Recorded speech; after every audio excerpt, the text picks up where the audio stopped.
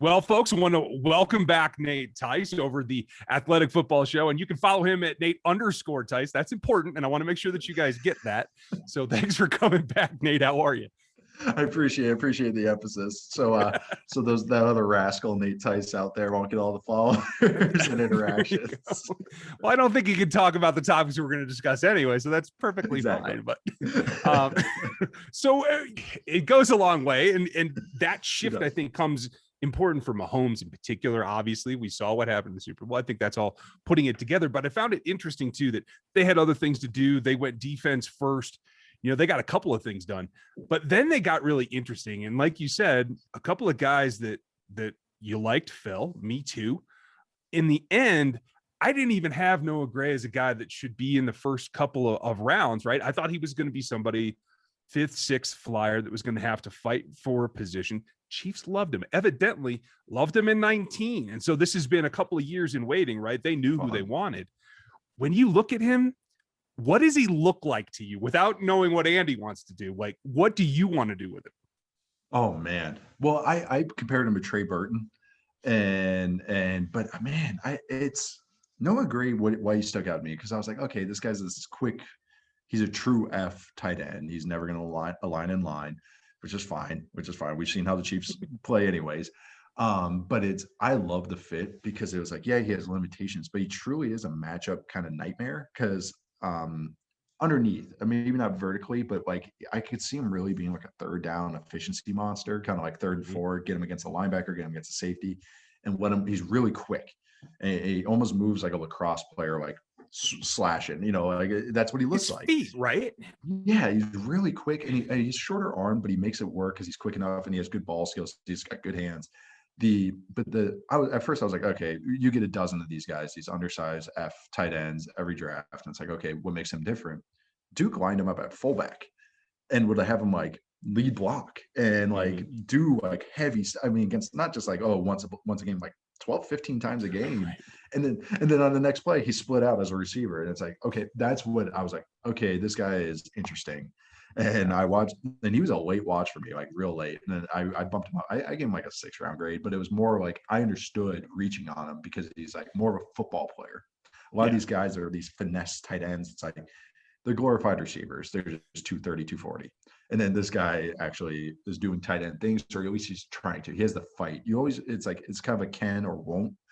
He's can or won't. He can't sometimes, but it's not that he doesn't want to. He's trying to fight and pound the guy, but it's like he's got 31.5-inch arms. Okay, he only can hold up for so long.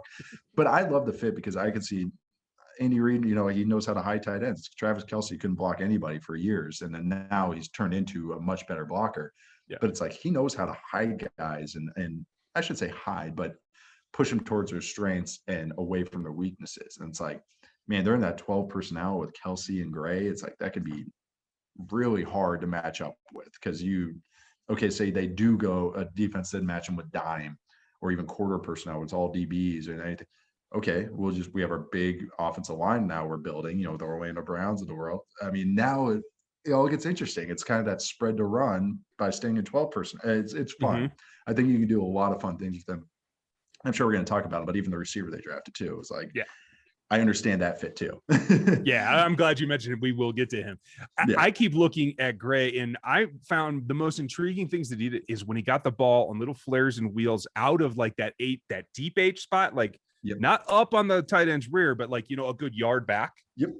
Is that something that you think could be a trend in the league, or is this just like, hey, Andy, go play with this and see what you come up with?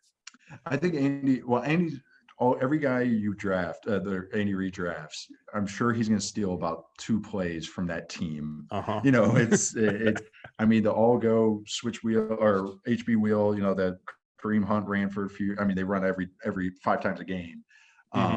They stole it from scouting Carson Wentz. And that's what's so funny is they scouted North Dakota State, and then he took that concept, and a couple other teams noticed that concept, and it was like, boop, now everyone runs that play. Everyone runs every version of it. It's hilarious. But Andy, that's what he does. He's gonna whatever guys he drafts or watch, it's like they're probably gonna take a couple of those plays. So I think probably in that sniffer role, I think that's what you're referring to, and I think that's gonna be more prominent as these tight ends become almost more hybrid YFs. teams are getting smarter with how to use them. You kind of get an 11 personnel, or really be 12 because Kelsey's basically a receiver anyways. But you get into that personnel and it's like, okay, he can lead block for us, but then all of a sudden we motion him and then boom, he's running little stick routes or anything like that, double moves off of that. I could see Andy Reid just getting real creative because he's so athletic, that Noah Gray. I mean, he's like a true athlete. Like he can move, and that's what's gonna be fun. It's like it's a true move tight end. I never use that term, but that's what he is. See, I never use sniffer because it makes me cringe. I don't know why. I never use it either, but that's what people now, everyone's calling it that. And I'm like, God, now, because I'll just say, wing tight end or, right. But I knew what you're saying because it's more in line than a true like wing off the set. So it's kind of right. But that's what's fun is he has the versatility that I'll line him anywhere and just let him win.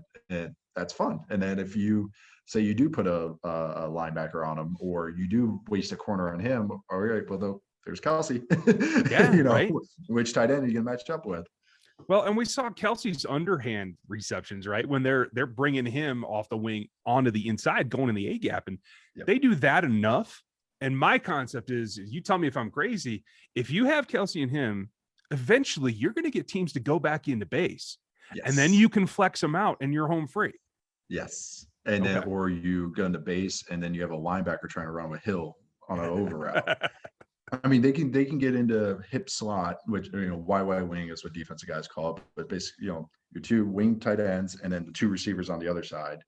And really, it's all they're creating that 1-by-3 formation with Kelsey as the lone receiver and the three receivers. But now they're in 12, and now as opposed to a team like you just said, going, okay, nickel or dime, it's base. and defenses are a lot simpler in base personnel. If you can keep defenses in base personnel, you can attack them in so many more ways. You're limited in other ways. Yeah, you don't have speed, et cetera, et cetera. You can't attack in certain ways, but how you can get them, you can be a lot more advantageous passing the ball when you get a defensive base. And like, obviously this is what gives them another tool that they can use. Because not all teams are going to match with base. But say the team does match them in base, it's like, oh, okay, here we go. And tendency-wise, if you get them into base, don't you have a higher tendency of getting them in single high too? Yes, you get them in single high. You can get them in quarters, but it's gonna be cover 3 usually. It'll be some version of cover 3 or 3 weak or 3 buzz, et cetera, et cetera. But and if it is too high, it's quarters. And guess what? If you are facing base quarters, you're pounding the rock. Yeah, and that's a white box. Yeah, and then it's just pick your poison. It's like, all right, pick your poison. I'm pretty excited about that. Yeah, he was a good fit. That's the thing. I'm so glad he went to a team. Him and Granson, the SMU. They were I compared them both to Trey Burton because I couldn't figure because those are the only two undersized guys I liked, and it was like. They went to the Colts and the Chiefs. And I was like, okay, perfect. Those are the two teams that I'd want them to go to. That's so easy for me to go like, yeah, I like these guys. Because if they went to like the Eagles, I would be like, like, I don't know how he'll be used. I'm really intrigued. I'm going to watch those two as a pair in particular because I think they both have good athleticism. That could be like the next thing everybody starts to copy, and I want to see just how much they give away in year one. But they just have to play special teams. That's the big thing. Absolutely. But both of those guys are tough, and that's why the want to is so important because a lot of those finesse guys are just like, whatever. But if they can play special teams, it's like they're not going to be stars, but they're going to be such valuable players. Like they're just good winning players is the best way to put it. Yeah, raising the ceiling of your play on a given Sunday. Yep. I think it's going to be fun. Affect the play. They affect the game. The Athletic Football Show and Nate _ I cannot say underscore enough. Tice. I appreciate all the time, dude. Awesome. Thank you so much. This is fun. Folks, check him out. Thank you. And we'll talk to you next time. Thanks for watching this video from the team at RGR Football. Click these videos to see more and subscribe to RGR Football.